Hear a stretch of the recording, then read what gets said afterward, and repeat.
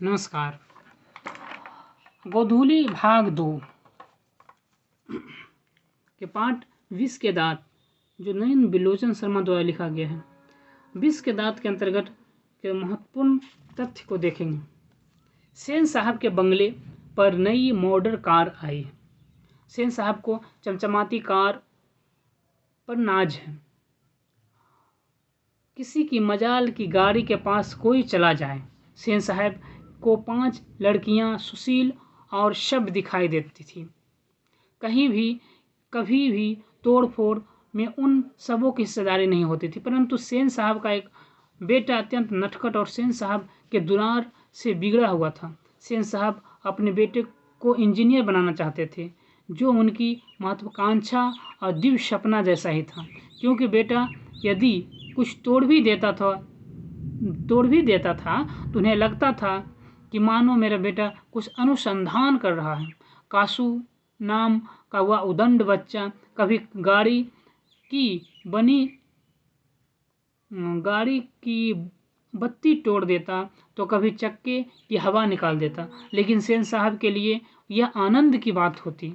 दूसरी तरफ गिरधर उनकी फैक्ट्री के किरानी है, जो उनके परिवार के साथ फैक्ट्री के अहाते में एक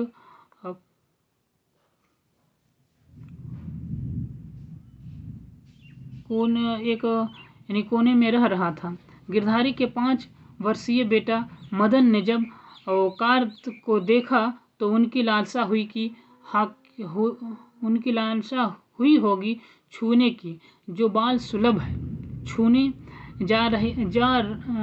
जा रहा था कि ड्राइवर ने मना किया, उसे डांटकर भगाना चाहा। उसी बीच मदन की माँ भी आ जाती है। ड्राइवर और मदन की माँ के बीच में झड़प सुन सेन साहब भी बाहर आ गए।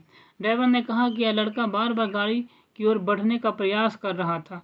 मैंने हटा दिया तो यह औरत आकर मुझसे लड़ रही है। दूसरों के बच्चे के द्वारा गाड़ी को छूने का प्रयास करना भी सेन साहब को अपराध समझ में आता है। फलस्वरूप और गिरधर को बुलाकर उसकी फैक्ट्री में काम छोड़ने और आवास खाली करने की आज्ञा मिलती है। उसी दिन एक घटना घट गई। कासू अपने बंगले से निकलकर सड़क पर लट्टू नचाते लड़कों से लट्टू नचाने के लिए मांगता है। लड़कों का सरदार मदन है।